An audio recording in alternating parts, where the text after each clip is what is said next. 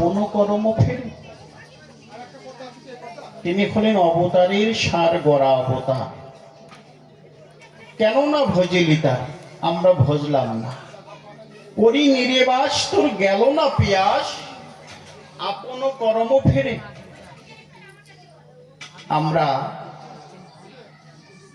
গৌর কৃপাময় সাগরে বাস করছি, তথাপিও আমাদের পিপাসা নিবৃত্তি হলো না, হচ্ছে না।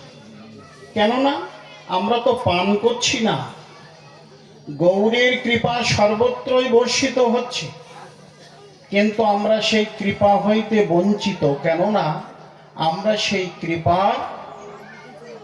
আমরা তার চরণ ভজনা করছি না, তাকে ডাকছি না, তাকে সেবা করছি না, পূজা করছি না, যে কারণে তার কৃপা হতে আমরা বঞ্চিত। তাই বলেন তুই করিনি রে বাস, গেল না পিয়াস, আপন কর্ম ফেরে।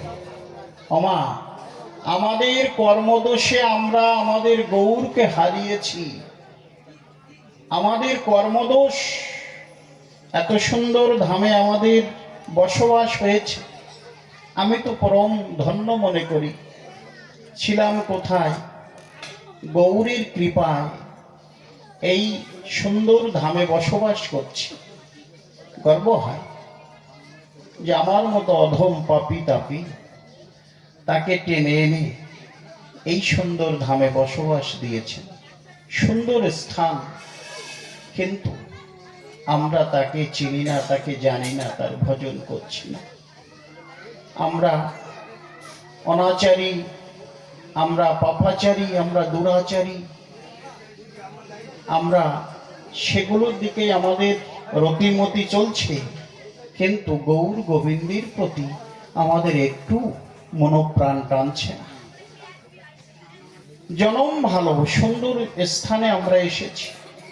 তাই বললেন তুই করিনি রে বাস, তোর গেল না পিয়াস, আপন কর্ম ফেরে। সৌরভেরও আসে পলাশ সুখিলি, তোর নাসাতে পশিল কীট। ইক্ষুদণ্ড ভাবি কাষ্ঠ চষিলি, তুই তাহাতে পাইবি কি মিট। বললেন সৌরভ, পলাশ ফুল, পলাশ ফুল অতীব সুঘ্রাণ, খুব ঘ্রাণ। কিন্তু জানবেন যত যত ঘ্রাণ জাতীয় ফুল আছে, এই নাসিকায় নিয়ে কখনো ঘ্রাণ নিতে নাই। কেননা ওই যত যত গন্ধ জাতীয় ফুল আছে তার ভিতরে বিষাক্ত কীট বাস করে। যদি আপনি নাসিকার কাছে নিয়ে যদি ঘ্রাণ নিতে যান, তাহলে ওই ফুলের ভিতরে যে বিষাক্ত কীট রয়েছে সেটা আপনার ওই নাসিকা দিয়ে প্রবেশ করে ভিতরে গিয়ে আপনার মূল্যবান জীবনটা নষ্ট করে দেবে। তাই বললেন তদ্রূপ আমাদের এই সংসার।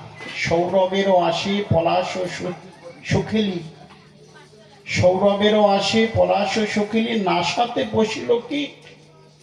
তদ্রূপ আমরা আমাদের এই যে সংসার, সংসারটাকে ভালোবেসেছি, পলাশ ফুল ভেবে নিয়েছি, ভেবেছি এই সংসারে আমরা সব কিছু পাবো, সংসারে থেকে আমরা সব কিছু পাবো, সংসারে আমরা মধু পাবো, সংসারে আমরা সুখ পাবো, শান্তি পাবো। বললেন না, এই সংসারে কিছুই পাওয়া যায় না। সংসার হলো অসার, যার ভিতরে কোনো সার বস্তু নাই।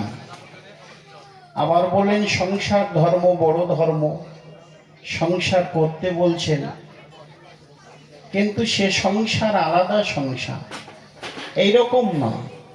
আমরা মিছে মায়ার সংসারে শুধু আমার আমার করে কাটিয়ে গেলাম।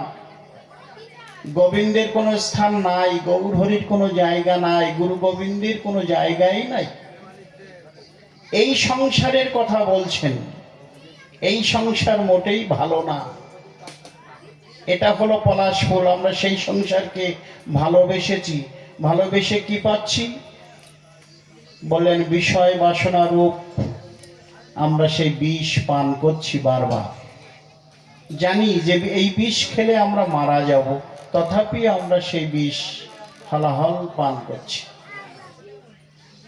তাই বললেন, সৌরভেরও আসি পলাশ সুখিলি তোর নাসাতে পশিল কীট, এক্ষুদণ্ড ভাবি কাষ্ঠ চুষিলি তুই তাহাতে পাইবি কি মিট। এক্ষুদণ্ড, এখন যদি আগ না চিবিয়ে যদি আমি কাঠ চিবাতে থাকি তাহলে কি অবস্থা হবে একবার ভাবুন। দেখুন, এক ব্যক্তি বাজার থেকে একখানা আগ কিনেছে। তো আগ কিনে এবার ওই আগ বেশ খণ্ড করে নিয়েছে, আগটি চর্বণ করছে, পথে চলছে। আরেকটি পাগল ওই দিকে লক্ষ্য করেছে, ওই ভদ্রলোকের হাতে কি যেন একটা বেশ লম্বা, আবার চিবাচ্ছে। বাহ, ভালো তো, আমি যদি একটু পেতাম। পাগল তো, আমি যদি একটু আস্বাদন করতে পারতাম তাহলে ভালো হতো। এখন ওই পাগল ওই ব্যক্তির পাশে পাশে চলছে, দেখে একটু পাওয়া যায় কিনা চলছে। এখন ওই ব্যক্তি ওই আখণ্ডটি চিবাতে চিবাতে আর চিবাতে পারছে না, বেশ খানিকটা আছে, ছুঁড়ে ফেলে দিয়েছে। পাগল গিয়ে ওই একটু খণ্ডটি তুলে নিয়েছে, নিয়ে এবার ওই পাগল চর্বণ করছে, চিবাচ্ছে। বাহ, এত সুন্দর, এত মিষ্টি, খুব সুন্দর জিনিস, কিন্তু আমার তো তৃপ্তি হলো না, আমার তো আরো দরকার। কি করলেন, আর কোথায় পাবে?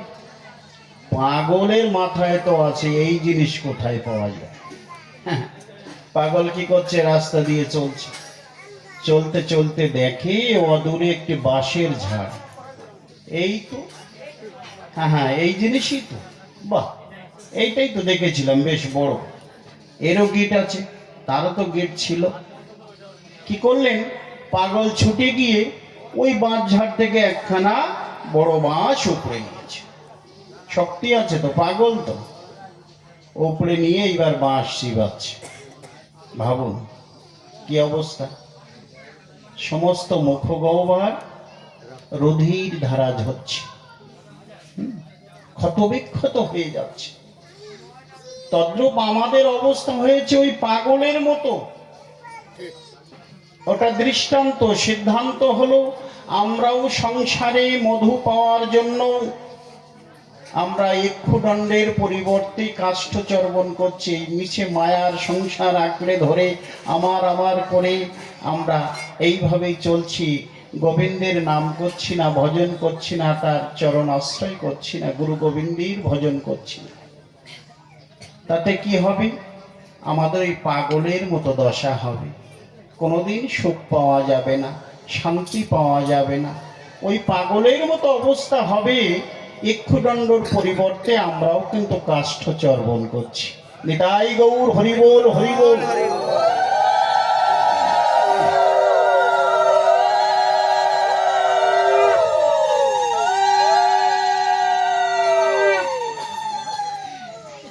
তাই আমাদের ওই কাষ্ঠ চর্বণ থেকে বিরত থাকতে হবে, কারণ ওই চর্বণ করতে করতে দাঁত তো অনেক ভেঙে গেছে, বয়সের সাথে সাথে সবই তো চলে যাচ্ছে। আমাদেরও ভজন করতে হবে। ভজন ছাড়া, গুরু গোবিন্দের ভজন ছাড়া কখনো এই মানব জনম হইতে আমরা মুক্তি